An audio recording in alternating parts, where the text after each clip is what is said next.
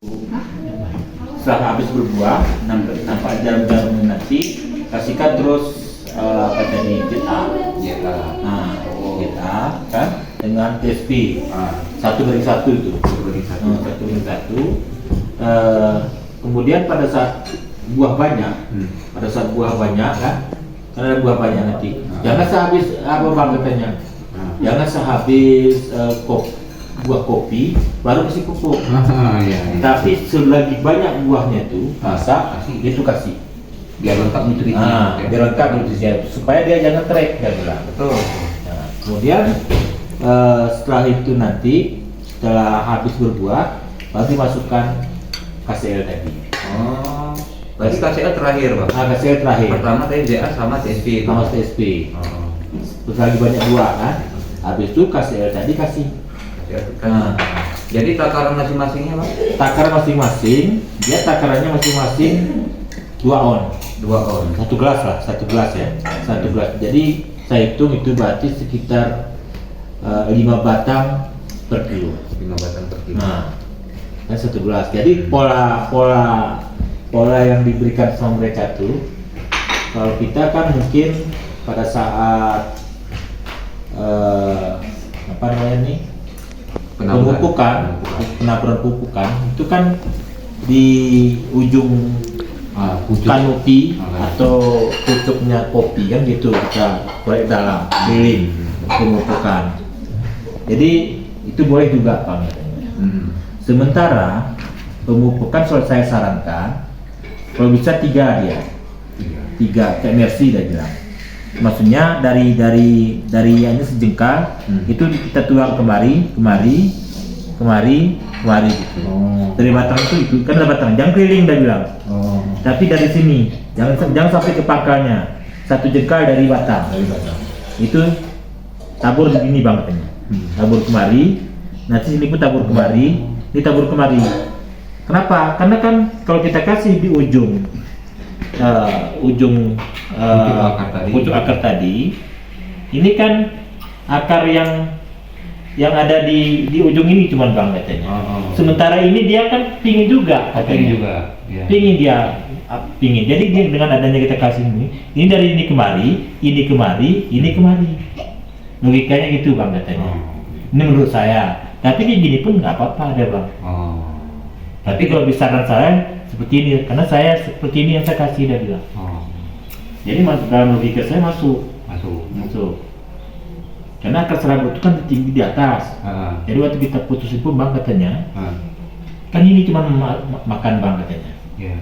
Sementara yang tengah-tengah nih dia mau minta, nggak dapat bang katanya. Tapi kalau dia minta dari tengah nih kita kemari, dari sini dia menyerang kemari, ini pun kemari, ini pun kemari. 3 dari batangnya ini dia. 1, 2, 3.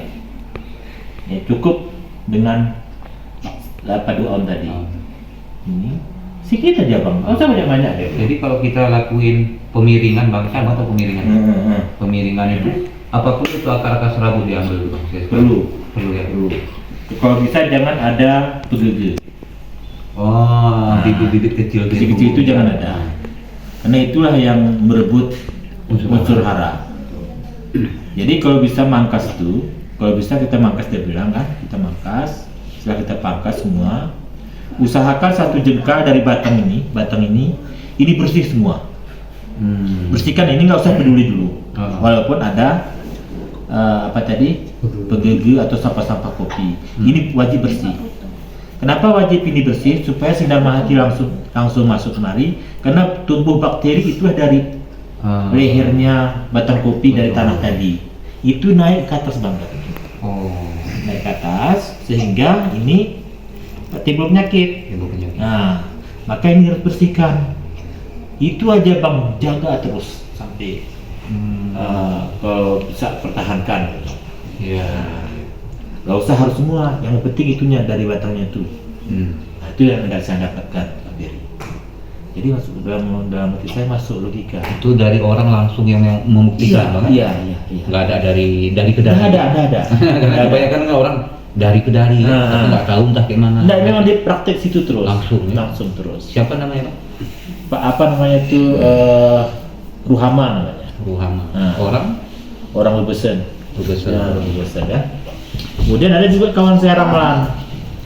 Dia juga pemangkas kopi kan. Ya sama kayak gitu tadi juga. Oh, sama prinsipnya. Nah, sama prinsipnya. Itu yang punya Pak Ramlan tadi, teknis pemangkasan tadi, itu cabang-cabang yang dia bilang dalam 1 tahun untuk kita 2 tahun, itu cabang yang apa tadi jangan dipangkas semua. Kalau kita kan kita pangkas semua, ya, jangan pangkas katanya. Itu jangan dipangkas, tinggalkan 2 atau 3 karena itu 100% berbuah. Tahap kedua 70%. Habis itu putus terus. Tapi lihat batang bawahnya itu jangan sampai tertutup. Lama-lama itu kan dia terbuka dia, ada naik dia sedikit. Ini aman dia bilang. Jangan menutup ini dia bilang. Gitu. Kalau menutup itu bisa kering. Ini lama-lama kering. Kering. Dia bilang kan. Pokoknya logika bang ini karena kopi itu semua intinya logika. Jadi mindset pikiran kita dia bilang. Jadi ini ada lagi nih bang. Ke teman-teman YouTube ya, nanya asal dasarnya penyakit jamur kupas itu kenapa itu, dari mana dasarnya? Kok bisa ada penyakit jamur kupas atau layu fusarium ya? Layu fusarium ya. Nah, itu kenapa itu bang? Awal dasar sebabnya terjadi itu menurut kami yang sering yang kami dapatkan di lapangan itu pada dasarnya yang layu itu adalah tanaman kopi yang cabang produksinya masih muda. Yang muda-muda semua seperti itu. Itu memang semua tanaman seperti itu. Dan kemudian lokasi tanaman itu di daerah-daerah lahan bukaan. Lahan baru. Iya. Nah, itu yang rentan terhadap itu. Kemudian kalau cabang-cabang yang fusarium tadi itu rata-rata cabang yang muda. Cabang muda enggak. Menyerang cabang muda. Nah, enggak mau yang tua dia. Kalau yang tua tadi enggak mau dia. Nah, tapi itu enggak signifikan. Enggak terus dia terampil bagaimana itu enggak signifikan. Tapi kita kasih pengobatannya satu-satunya dengan Trichoderma. Trichoderma itu kan sejenis jamur ya? Jamur. Nah, itu dia model serbuk ya atau cair? Trichoderma itu ada 2. Ada cair, ada juga padat. Nah, padat. Ya, jadi kita kasih kalau padat itu sekarang susah.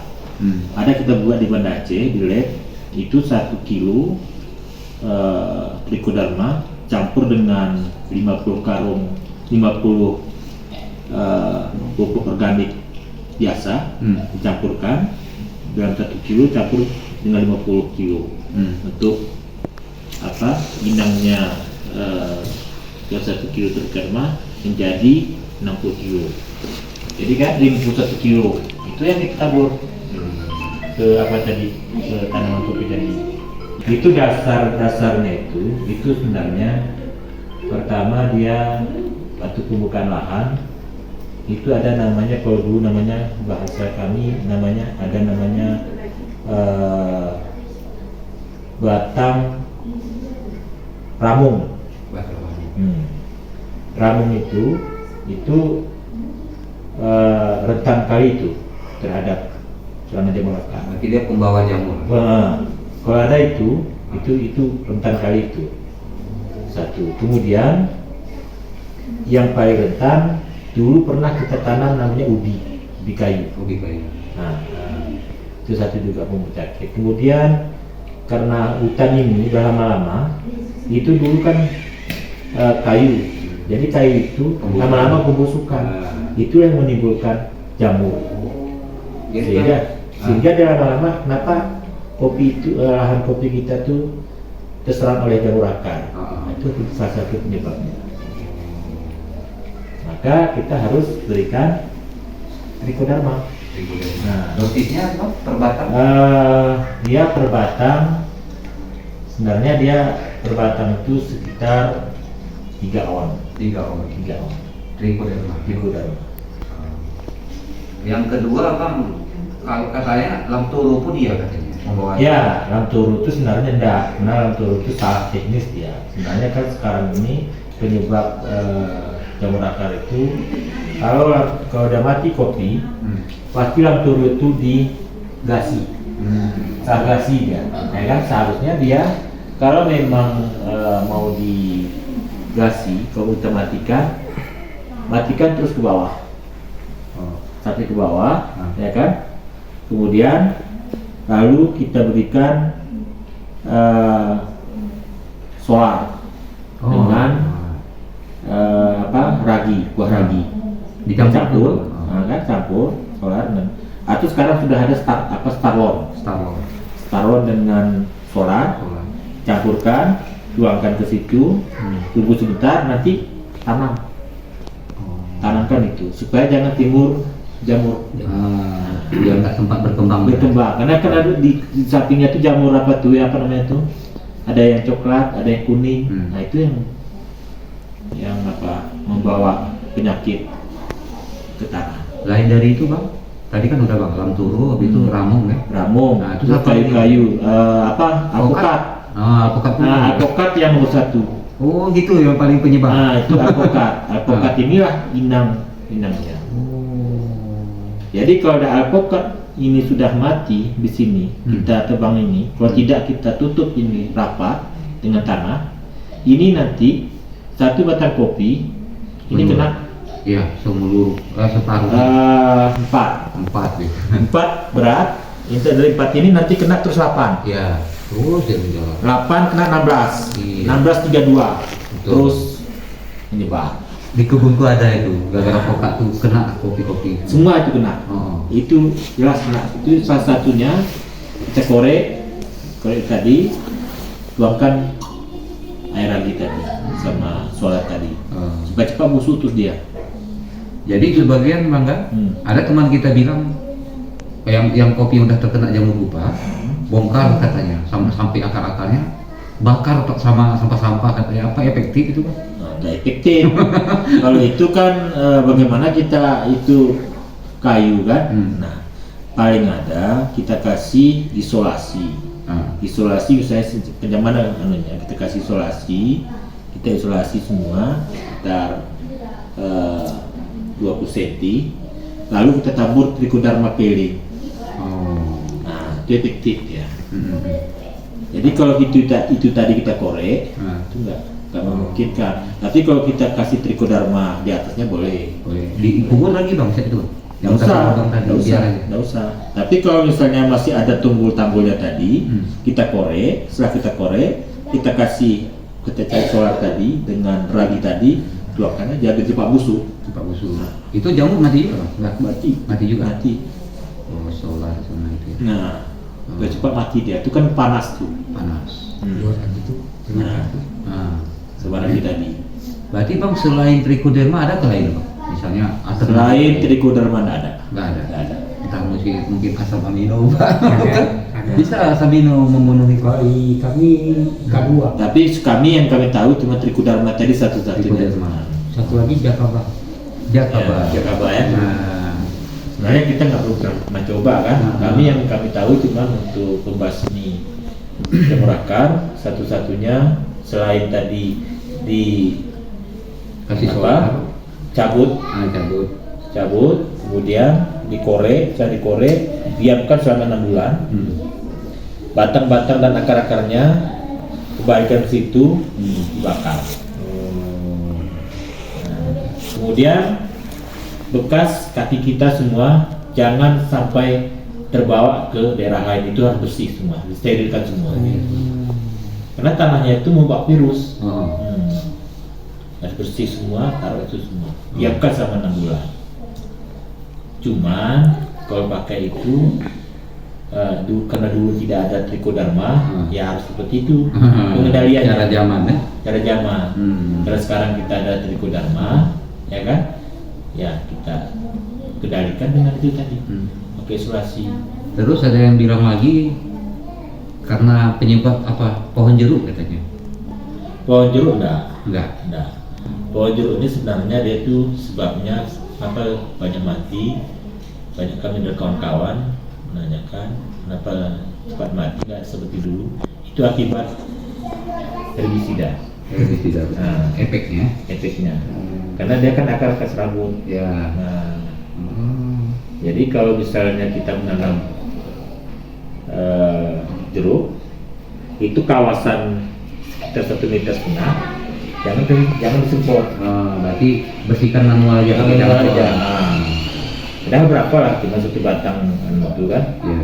Jadi kami di Karangapar sama adik ini, aku bilang itu gak usah semprot lagi, manual aja. Tapi kalau yang namanya itu silakan semprot terus. Karena itu tadi dia kan waktu kita semprot residunya itu kan, apalagi yang kontak, itu sampai 3 tahun baru habis. Ya. Sistemik 7 tahun. 7 tahun. Ya kan? Jadi kalau kita semprot itu lama-lama kering. Maka jeruk sekarang mana ada lagi? Ada lagi kan? Bertahan. Kan? Itulah banyak dugaan orang karena jamur kupas katanya. Nah, itu salah satu yang tadi. Tapi kalau misalnya organik bertahan. Organik. Lain dari itu bang, ada lagi bang pohon-pohon penyebab pembawa jamur kupas tadi? Pembawa jamur kupas ya sebenarnya ada salah satunya itu melalui apa tadi, kita untuk membersihkan kan lengket di sepatu. Nah itu yang membawa virus itu tadi. Menyebar ya. Kalau kepilu bang, kan kebun kan mukanya ada kepilu liar tumbuh.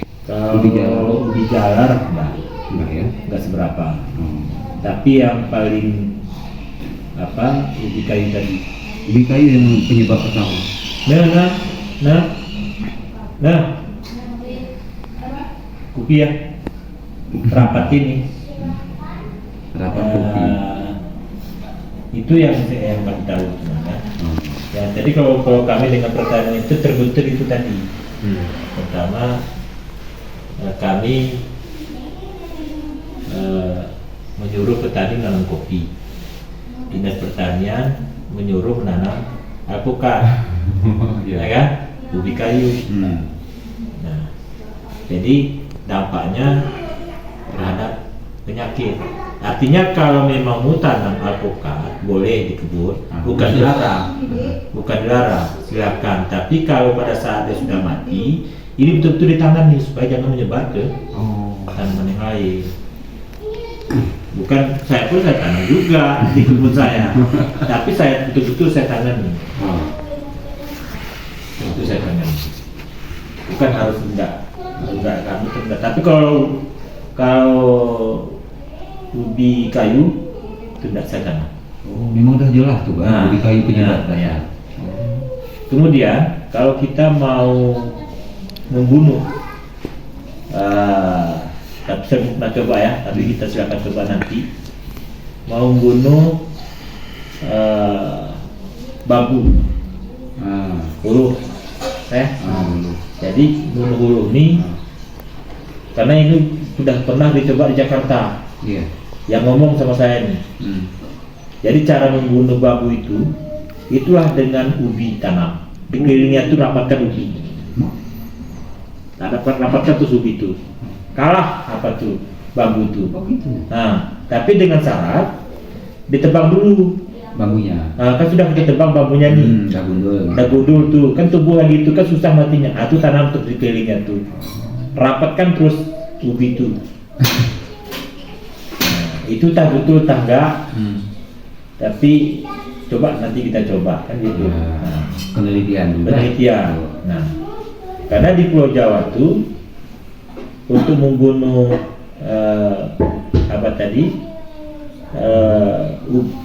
bambu tadi, itu kayak pelindung kah? Itu dengan itu tadi, dengan ubi jalar tadi. Kalah dia katanya, mati terus. Ini baru juga kan? Baru kan? Cuma saya waktu di Bintang waktu itu untuk membunuh itu setelah ditebang semua, itu saya perbanyak urea. Karena panas. Saya kasih urea terus ke atasnya tuh, saya buat urea semua. Saya kasih urea semua kan? Nah itu urea itu pun nggak saya semprot tuh dengan tangan, 5 kilo satu itu. Satu rumpun. Satu rumput itu saya kasih terus. Lama-lama, mati bang. Mati juga. Mati. Bukan pakai subur, Pak? Enggak. Mati. Habis itu saya kasih herbisida di atasnya itu. Herbisida. Kalau abang apa bang? Ide apa? Tindakan idenya ini apa? Menangani jamur upas tadi. Jamur upas itu ada 3. Scleroderma, jamur lawan jamur. Jamur non jamur. Jababa, jamur dengan jamur juga. Kan gitu. Satu lagi K2. Kedua. Nah, K2 ini bangsa ketika fermentasi daun tetekan dengan daun ketapan. Nah, itu cuma 3.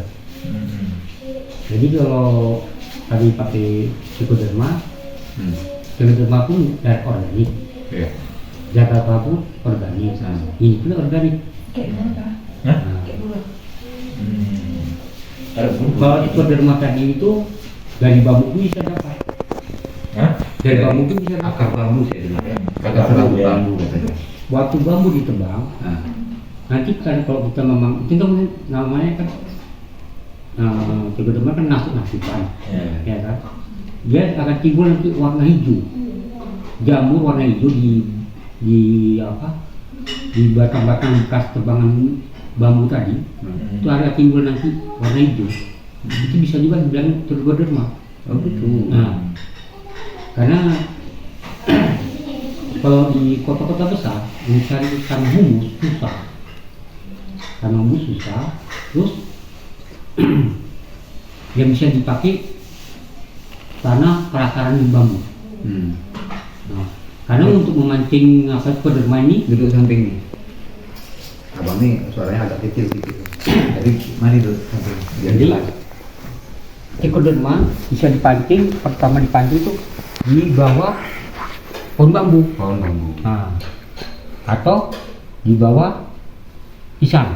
Nah, Ya. dengan syarat kalau bambu itu kan jarang disemprot. Nah, bakterinya itu yang dipakai untuk menimbulkan Scleroderma. Oh, pemancing. Umpannya. Gitu. Itu WT ya, no? WT ya. Jadi bungker pora, ya kan? Terus ton lahan kita, misalnya kita hubungan pemancingnya wan kotak, ya kan? Atau wan dulu. Oh ya di ukuran nih, ubun kone, tutupin kayu ulung-ulungnya, don bambu tadi, baru tengok berapa hari nanti. Ya biasanya 5 hari atau 7 hari nanti udah timbul jamur. Nah, Begitu timbul, kayak mana cara ngambilnya? Kayak biasa. ya Scleroderma ini kan jamurnya hijau. Nanti waktu di pemancingan itu kita biasanya pakai nasi, ya kan? Pakai nasi. Dia akan timbul nanti tidak semua itu udah Scleroderma yang keluar. Campuran warna. Jamurnya ada yang warna hijau, ada yang warna kuning, ada warna hitam, kan gitu. Nah, dia sebelum berbentuk jamur dia hipa dulu. Hipa, warna kayak apa? Putih-putih gitu ya. Nah, namanya hipa. Hipa itu nanti yang ditutup lagi. Kalau belum keluar warna hijaunya. Nanti kalau udah keluar, yang warna hijau itu kita ambil. Itu pakai steril. Ambilnya. Peralatan pakai steril, pindahan yang hijau ini, ambil dari nasi lagi, baru masukkan campur. Oh, tujuan dikembang biakan. Kembang biakan. Gitu. Nah. Berarti yang bagusnya yang hijau tuh. Yang hijau, kalau Scleroderma. Oh, yang hijau bagus. Nah. Kalau yang hitam tadi nggak bagus. Enggak. Nah, Dipisahkan nanti ya. pisahkan ya. Tapi yang paling gampang orang memakai Scleroderma cair. Ya. Nah, kalau itu nanti udah jadi, padukan dengan air kelapa, udah jadi. Disemprotkan sempurna. Ya, kena merata. Nah, Karena cara pembuatan Scleroderma tadi air kelapa, air beras. Itu model cair. Air kelapa, air beras. Itu untuk pembuatan Hipoderma Hipoderma tadi dengan apa tadi kan? Ada inangnya. Nah, itu dikocok sampai 8 hari jadi dia. Nah, itu pembuat apa? Campurannya. Tapi kita ini kan Termasuk gula sedikit. Gula. apa nasi itu kan kau bisa mengandung gula, ada di situ. Ya, betul. Makanya kita ini memancing hipoderma datang. Hari kita kalau nggak ada biang, nah, itu caranya. Berarti ini kenapa nih bang ini nih si sabangnya? Asam amino. Enggak maksud kenapa kubu nih? Pertumbuhan. Berarti ken kupi atau anu? Serba tanaman ya? Sumber tanaman. Serba tanaman pertumbuhan. Nah, tapi kalau apa nitrobakter banyak, cuma di kebun bikin. Itu ada hampir 200 liter. Ngapain di situ disimpan? Nanti kami ngambil kopi. Nah, kita ambil nih. Ambil ngapain terus. disimpan di situ? Nggak beranak pun. Beranak ada? Hah? Mau beranak dia lama? Nggak beranak pun dia sebagai apa dia? Kita kan menunjukkan bakteri. Berarti ke misalnya gini. Berarti no ada roa nih, Bob. Ada roa kan? Pokok ada roa. Pertama Pak Peri izin satu saat saya undang untuk memberikan materi. Iya, betul. Izin, mohon izin lah, bersedia, Iya. ya kan? Sharing ilmu, Iya, harus. ya kan? Ya. Termasuk abang. Artinya dengan adanya kita ilmu Seragun inilah yang kita berikan kepada kawan-kawan kita. Pada publik, Karena ini masyarakat banyak sedikitnya pasti bermanfaat. bermanfaat. Nah, Pagi banyak masih petani kopi yang nggak tahu kan Ya. tentang ini, tentang itu, manfaat ini, manfaat itu. Sebenarnya kan kalau hipoderma ini, ya kan, nggak perlu kita ke jauh-jauh. Kadang-kadang di rumah itu pun ada. oh, gitu. Nah, di mana itu, Bang? Nah, bentar lagi. Petik kopi. Nah, Ampasnya itu, bubuknya. iya. Oh. Karena di situ kita minum kan gula. Gula itu kan mengandung karbohidrat, Iya. ya kan? Jadi ampas kopi itu coba 3 hari nanti jangan dicuci. Apa yang timbul? Pertama hitam, putih, sama hijau, ya kan? Itu dari hipoderma. Oh, bisa juga kita jinakkan, kita kembangkan. Bisa. Oh. Nah, Hah?